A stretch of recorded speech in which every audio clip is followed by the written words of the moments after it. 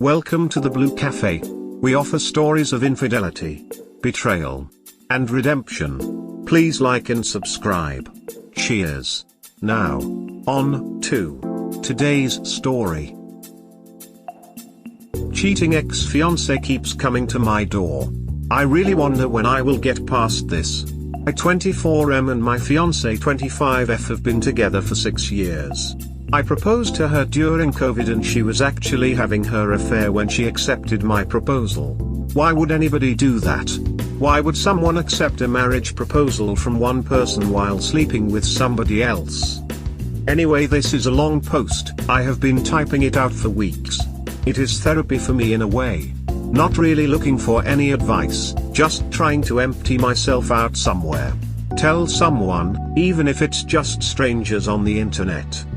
I'm a pretty awkward guy. I've never been big with the ladies, but when I met my fiance, let's call her Bess, I was head over heels in love within a minute. I had never been in love before, but I knew she was the one I wanted to spend my life with as soon as I met her. For some reason she seemed to really like me as well, and we were talking about kids and moving in together by the end of the week. The time up until D-Day was great, at least it was for me. Obviously couldn't have been that great for Bess. One day, I happened to see a glimpse of a message on her phone that made me pause. I laid awake that night and got up while she was sleeping and went through it. I am very comfortable with technology. I actually make a living through some mobile apps I made.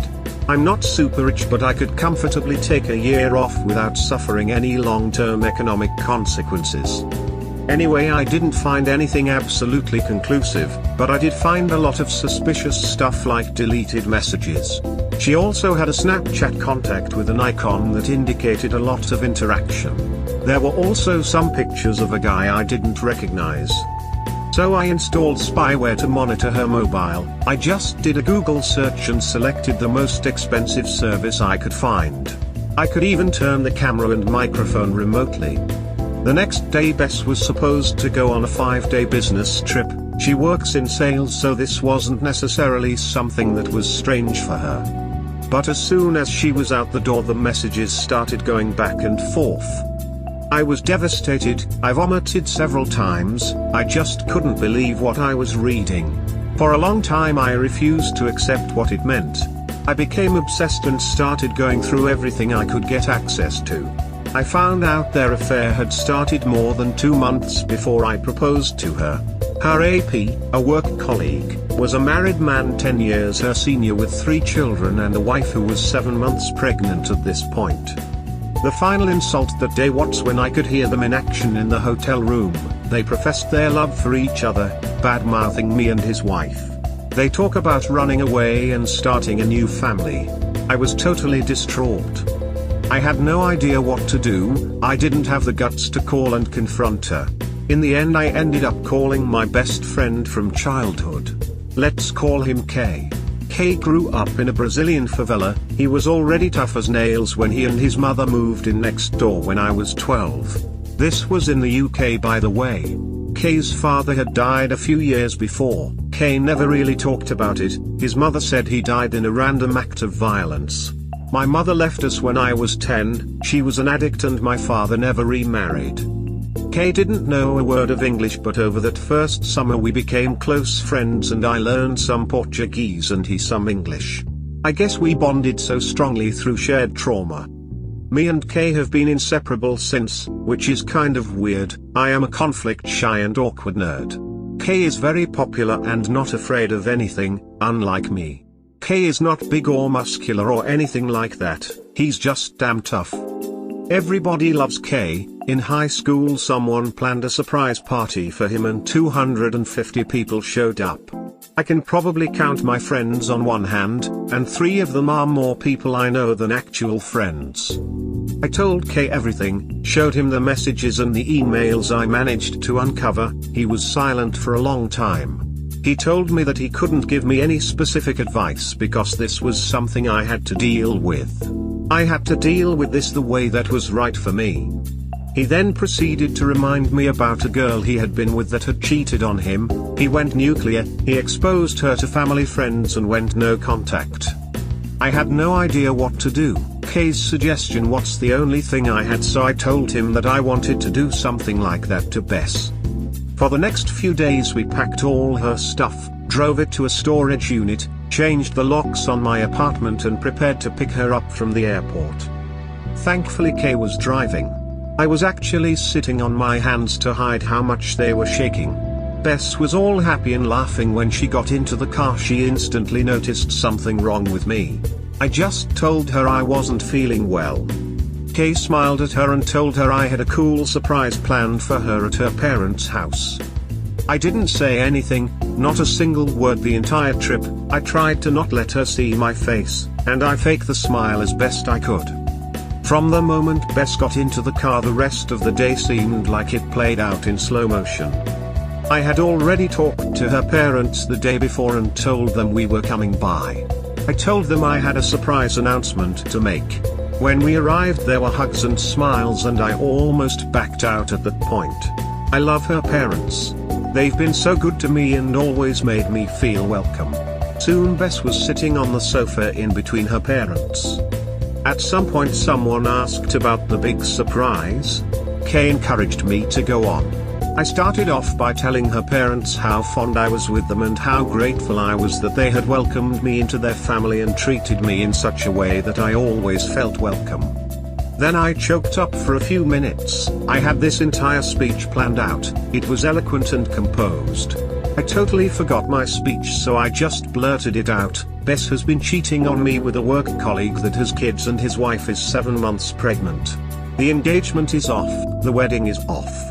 Our relationship is over. Bess, your stuff is in this storage container. I just dropped the key on the floor. This is goodbye forever. I walked out while everyone was just sitting there silent. I heard Kay tell them that I needed time to heal and to please don't contact me unless it's absolutely necessary. In the car Kay told me to post to the Facebook group. The Facebook group was where we were planning the wedding. Everybody was there. My entire family, her entire family, friends, everyone. I posted a short message almost identical to what I told her parents and then disconnected from the group. Kay kept telling me he was proud of me, that one day I would look back at this and be happy that I stood up for myself. I was just stunned. Nothing about this felt good, or real. The next planned stop was the APS wife. When she opened the door I just blurted it all out. I didn't even introduce myself. I'm pretty sure she slapped me at some point. As I gave her a thumb drive with the evidence on it, her husband came around the corner behind her. His wife immediately started screaming. She told him to get lost and not come near her. He tried making excuses, but as soon as he took a step forward, Kay was right up in his face instantly. You heard the lady. Get out. After a bit more back and forth he eventually packed a bag and scuttled off. Kay talked to his wife for a while. I was just trying to process my screwed up life in my mind.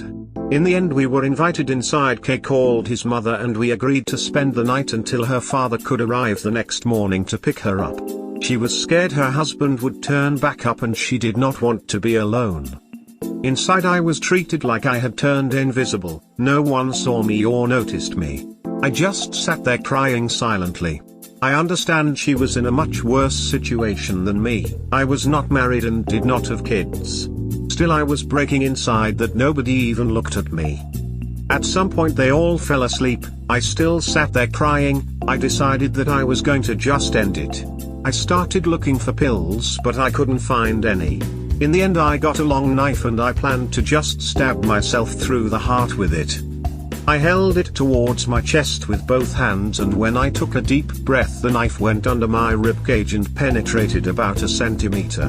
It hurt like hell. I sat there for a while watching the knife with the bloody tip. I have no idea how long I stood there. In the end I left the knife on the table and went back to my chair. There I sat crying for the rest of the night. I just couldn't get my head around what's happening. Her father arrived at 5:30 in the morning. I opened the door to let him in. I was covered in blood. He was amazingly calm, considering how I looked. He calmly asked me some questions and if I was okay. I mumbled some gibberish. He went inside to find his daughter while I just stood there holding the door.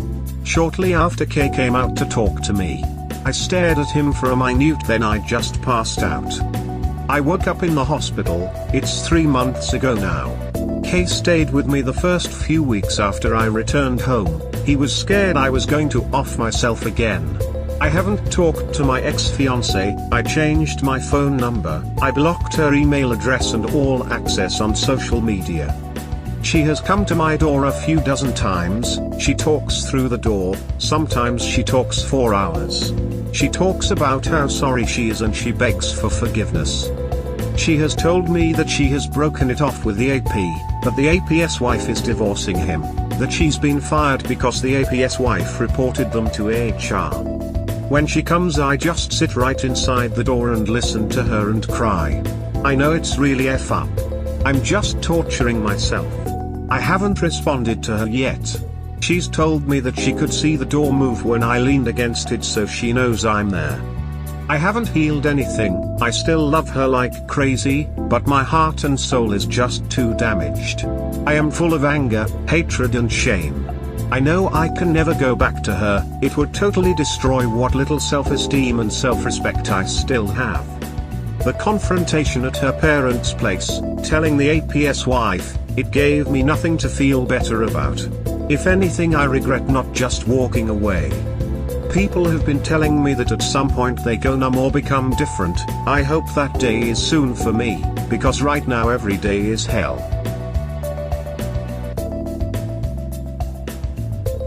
Why would anybody do that?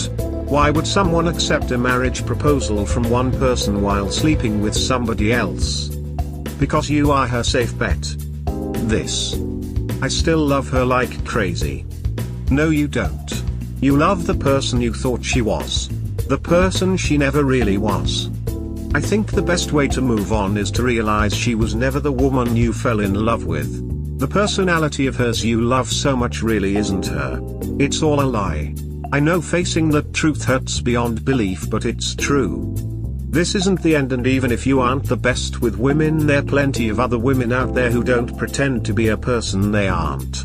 You still have plenty of time to find new love. But right now just focus on healing and remember you loved the person you thought she was, and she was never that person. This is true. I never really knew her. I like this perspective of her. Thank you. Don't guilt yourself. She and AP did this to themselves. Just let out whatever emotions you are feeling. Hopefully you will be okay in the future. Call the police, get a restraining order. Don't let this whore stay in your life. This. The W word, smiley face, smiley face. I don't like that or the C word, but sometimes it just fits. Yeah, I don't think I have ever used the C word in my life. But in arguments with women over the years, how close I came to calling anyone that word was a good indicator of how pissed I was. It certainly fits in this story. I've been told, but never verified, the English don't view the C word as harshly as Americans. Whore works for men and women. I was cheated on, the kid wasn't mine, so when I hear about people cheating, I always like to imagine them being told by a doctor, I'm sorry, it's terminal. It cheers me up. True. Charlie Sheen, for example, is a whore. The odd part is I have absolutely no hesitation about typing that out. Well, other than him suing me. And let's be honest, he hasn't been working much lately. Don't ever kill yourself because of love. Spend time with your friend, go out and build yourself up. Go to the gym. Most important of all, get counseling. You did the right thing, don't take her back. She'll just do you more damage. It's one thing to sleep with the guy, but to also badmouth you. Shows how much she cares for you. She made her bed. Don't you dare to think for a second to come back to her. I think about it often, but I will not allow myself to go back. Proud of you, my man. Even if you would never be able to trust her again. First, you did fine. There is no good way to have ended it that would make you feel good. You have to mourn this loss the same way, but in your own way, that anyone else would. You will go through the 5 stages of grief and loss as a process until your brain gains acceptance. This is not a choice, you can only make the process harder by not being intelligent about it. Suffering is a part of life. https://grief.com/the 5 stages of grief/ The 5 stages, denial, anger, bargaining, depression and acceptance are a part of the framework that makes up our learning to live with the one we lost. They are tools to help us frame and identify what we may be feeling. But they are not stops on some linear timeline in grief. Not everyone goes through all of them or in a prescribed order. Secondly, you need to go completely no contact, North Carolina. Send a letter if needed, get a protective order if necessary. You need this to heal. You can't keep ripping the scab off without getting a scar. Third, you need to believe things will get better, and look for hope. It will come to you. Fourth, you are loved, and have real value. She knows this, she just does not deserve you. She keeps coming to your door because she does not want to lose you. Unfortunately, she is adrift, and she sees you as a means to an end. Someone else will see you for who you are. You need to promise yourself to never put another woman, or any person, back up on a pedestal. It is ignorantly altruistic. It is also not fair to the other person or yourself. Relationships are not like that. Relationships are, well, relational. You negotiate and advocate for your needs, based on attraction or some commonality. You can compromise, in fact you will have to compromise some here or there, but you never surrender yourself or your self-respect for love. That is always a losing proposition. Anyone who takes you up on that is using you and will eventually betray you in some way. I will give a relationship a 60-40 split in either direction over the short term or under the right circumstances. Not talking about a medical condition or such. If it gets more out of balance that I will bring it up. If it can't be fixed, I'll move on. To be honest, I have been married now over 30 years. But my wife pulls her weight in the relationships in spite of some medical issues. I'm 100% in when it comes to caring for her. Finally, don't fall in love like that again. Putting someone on a pedestal like that is like wearing blinders. Don't beat yourself up. What is life if it is not living, learning, and growing? I really wish you well. Take care. Thank you, I will take your advice. I will heed this. We hope you have enjoyed today's episode. Please comment, like and subscribe. Cheers. Have a wonderful day or night. Wherever you are.